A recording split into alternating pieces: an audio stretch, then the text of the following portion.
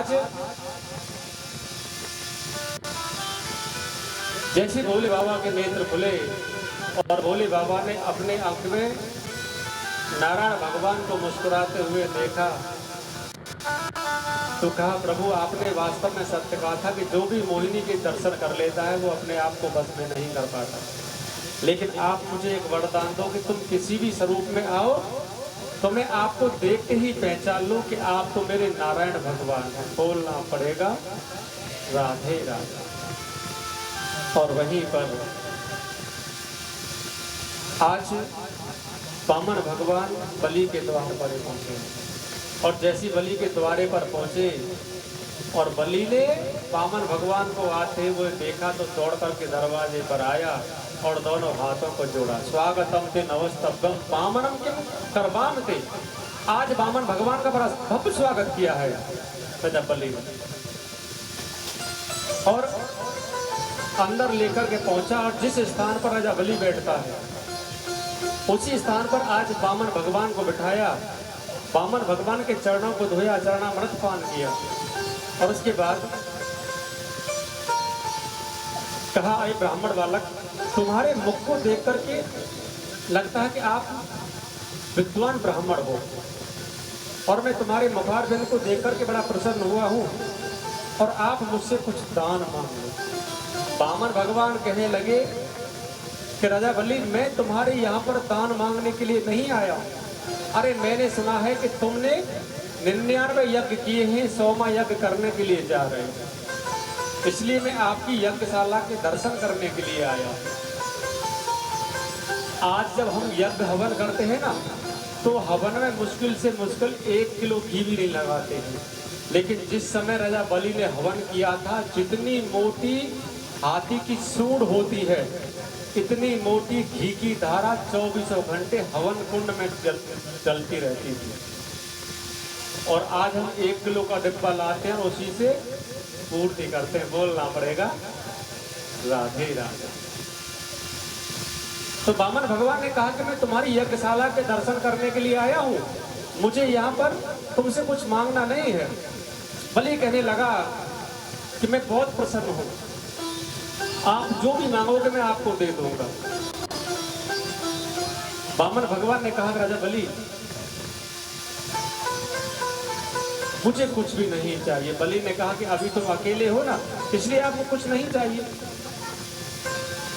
फिर आप कहो तो मैं किसी ब्राह्मण कन्या से तुम्हारा विवाह करा दूं और जब ब्राह्मण कन्या से तुम्हारा विवाह हो जाएगा तो आपको रहने के लिए घर की आवश्यकता होगी और खर्चे के लिए धन की भी आवश्यकता होगी। वामन भगवान कहने लगे कि किसी ब्राह्मण कन्या से तुम मेरा विवाह करा दोगे, तुम रहने के लिए घर दोगे, खर्चे के लिए धन दोगे? कि हाँ, मैं तुम्हें रहने के लिए घर दूंगा, खर्चे के लिए धन दूंगा। वामन भगवान ने कहा, जब मेरा विवाह हो जाएगा तो 10-20 बाल गोपाल भी होंगे? कि हाँ, वो तो होंगे। और 2-4 बाल गोपाल भगवान को प्यारे हो गए, मर गए, और जो रोने का काम करना पड़ता है फिर वो कौन करेगा? बलि ने कहा कि संतान तुम्हारी मरेगी तो रोना भी तुमको पड़ेगा। वामन भगवान ने कहा कि फिर मैं ऐसा कर्म ही क्यों करूं जिसमें मुझे रोना पड़े। और वहीं पर वामन भगवान ने देखा कि बलि बार बार यही कहता है कि कुछ मांग लो, कुछ मांग लो। तो वामन भगवान ने कहा कि बलि, मैं आपको एक बात बताता हूँ कि ब्राह्मण और बनिया कभी भी किसी के द्वार पर बिना मतलब के नहीं जाते। ब्राह्मण भी जाता है तो कुछ लेने के लिए जाता है और बनिया भी जाता है तो कुछ लेने के लिए जाता है, लेकिन ब्राह्मण और बनिया दोनों के लेने में थोड़ा सा अंतर है। यदि ब्राह्मण कुछ लेने के लिए जाएगा तो केवल लेता ही लेता है, देता कुछ भी नहीं है, लेकिन बनिया पहले आपको कुछ देता है, बाद में तुमसे लेता है। अभी हम बनिया की दुकान पर जाएं, उससे कहें कि 10 किलो चीनी दे दो, 5 किलो तेल दे दो, 2 किलो गुड़ दे दो, पूरा राशन का सामान लेकर के बंधवा लो और फिर उससे कहो कि भैया आप इसे अपने खाते में लिख लो और हमारी 10 तारीख को पेमेंट आएगी, आपको पेमेंट कर जाएंगे। तो बनिया अपने खाते में लिख लेगा और 10 तारीख तक आपसे कुछ नहीं कहेगा। और जैसे 11 तारीख आएगी, भले ही दिन में 10 चक्कर करने पड़े बनिया को, वो तुम्हारे घर 10 चक्कर लगाएगा।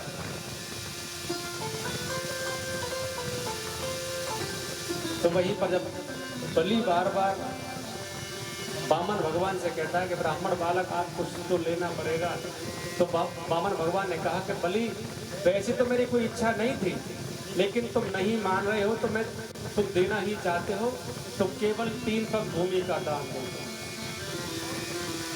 जैसी बलि ने सुना, बलि कहने लगा, अरे ब्राह्मण बालक, मुझे लगा कि आप विद्वान ब्राह्मण हो, लेकिन तुम इतना भूल गए कि तुम त्रिलोकी के सामने बैठे हुए हो, और त्रिलोकी के सामने तुमने मांगा भी तो केवल 3 पग भूमि का दान मांगा। अरे तुम मुझसे मेरा आधा राज मांगते तो मैं तुम्हें अपना आधा राज दे दूंगा। वामन भगवान ने कहा कि मैं संतोषी ब्राह्मण बालक हूँ, जब मैंने तुमसे कहा कि 3 पग भूमि का दान चाहिए तो 3 पग भूमि का ही दान लूंगा। बलि कहने लगा कि 3 पग भूमि से तुम्हारा क्या हो जाएगा। तो वामन भगवान ने कहा कि 3 पग भूमि का दान मैं इसलिए मांगा है कि मैं जिस किसान की भूमि पर बैठ करके भगवान का भजन करता हूँ, तो मेरे भजन का आधा फल उस भूमि के मालिक के लिए पहुंच जाता है, और जो आधा बचा वो भी मेरे पास कहाँ बचता है। या तो किसी ने कहा कि बाबा आज का भोजन आपका हमारे घर है, उस आधे में से आधा उस भक्त के लिए पहुंच जाता है जो भोजन कराता है, और जो शेष बचा वो भी कहाँ बचता है। जब किसी ने मेरे पैरों को छू लिया तो बचा कुचा उसके लिए चला जाता, मेरे पास कुछ नहीं बचता। इसलिए मैंने आपसे 3 पग भूमि का दान मांगा है कि 3 पग भूमि जो मैंने आपसे लूंगा उस पर बैठ के मैं भगवान का भजन करूंगा। तो वहीं पर बलि ने कहा कि मेरे पास बड़े बड़े दैत्य हैं, तुम्हारे छोटे छोटे हाथ, छोटे छोटे पैर, तुम्हारे 3 पग भूमि में कितनी भूमि आएगी। अरे मेरे पास बड़े बड़े दैत्य हैं, यदि आप कहो तो मैं किसी बड़े दैत्य के पैरों से 3 पग भूमि नभवा देता हूँ। वामन भगवान ने कहा कि नहीं, 3 पग भूमि का दान लूंगा, और वो भी मैं अपने ही पैरों से नाप करके लूंगा। वहीं पर शुक्राचार्य आए। शुक्राचार्य ने आकर के देखा तो देखते ही पहचान गया कि स्वयं नारायण वामन का अवतार लेकर के आए। शुक्राचार्य ने कहा, अरे बलि, मैं तुम्हारा गुरु तुमसे कहता हूं कि तुम इन्हें देने से मना कर दो। वहीं पर बलि ने कहा कि गुरुदेव, मैंने इस ब्राह्मण बालक को वचन दिया है कि इसे 3 पग भूमि का दान दूंगा। शुक्राचार्य कहने लगा कि इसने ये कोई वामन और 53 नहीं है, ये तो साक्षात नारायण है। बलि ने कहा कि मुझसे बड़ा भाग्यशाली और कौन हो सकता है। तो दुनिया वाले भगवान के पास मांगने के लिए जाते हैं, लेकिन आज भगवान को मेरे पास मुझसे मांगने के लिए आना पड़ा। शुक्राचार्य वहां से चला गया। बलि ने कहा कि अब गुरुदेव तो यहाँ से चले गए, अब संकल्प कौन कराएगा। तो वहीं पर वामन भगवान ने कहा कि मैं भी तो ब्राह्मण हूँ, मैं संकल्प कराऊंगा।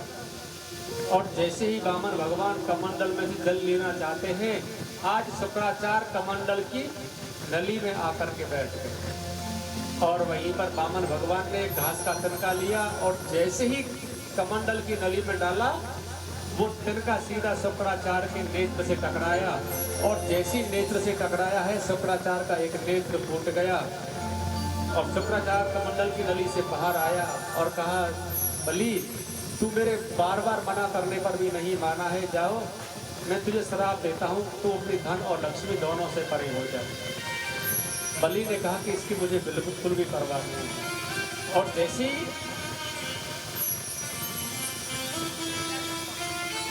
वामन भगवान ने संकल्प कराया, बलि ने कहा कि जहां से भी आपको अच्छा लगता है आप 3 पग भूमि ना भूलो। और वहीं पर जो वामन भगवान केवल बौना बनकर के आए थे, वही वामन भगवान ने विराट रूप लिया।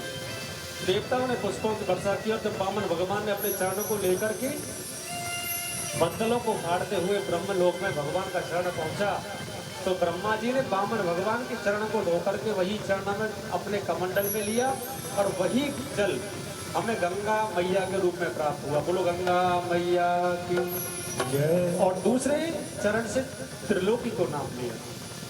वामन भगवान ने कहा, राजा बलि तुमने मुझे 3 पग भूमि देने का वचन दिया था, लेकिन मैंने 2 ही पैरों में तुम्हारी त्रिलोकी को नाप लिया। अब ये बताओ कि तीसरा पैर मैं कहाँ पर रखूं? तो वहीं पर बलि ने दोनों हाथों को जोड़ा और कहा, मैं आपसे कुछ पूछना चाहता हूँ, और पूछना ये चाहता हूँ कि बड़ा धन होता है या धनी होता है? वामन भगवान ने कहा कि बड़ा तो धनी होता है। धनी होगा तो बहुत सारा धन इकट्ठा कर लेगा, और धनी नहीं होगा तो धन कहाँ से आएगा? तो वहीं पर बलि ने कहा, प्रभु आपने 2 पैरों में मेरी त्रिलोकी को नापा है, तीसरे पैर में इस धनी को भी नाप लो। वामन भगवान ने बलि के सर पर पैर रखा। वामन भगवान कहने लगे, बलि मैं तुम्हारे इस बलिदान से बड़ा प्रसन्न हुआ, आप वरदान मांगो। और वहीं पर बलि की पत्नी विद्याबली खड़ी हुई है। विद्याबली कहने लगी कि हम भिखारियों से भीख नहीं मांगते। बलि ने अपनी पत्नी का हाथ पकड़ा और कहा कि ऐसा नहीं कहते, अरे ये तो साक्षात नारायण भगवान हैं। तो वहीं पर बलि ने कहा, प्रभु आप कुछ देना ही चाहते हो तो केवल एक वरदान दो कि आज आप मुझे छलने के लिए आए और मैं आपको नहीं पहचान पाया, और तुम्हारे जाने के बाद में कोई दूसरा मुझे छलने के लिए आए तो मैं उसे कैसे पहचानूंगा?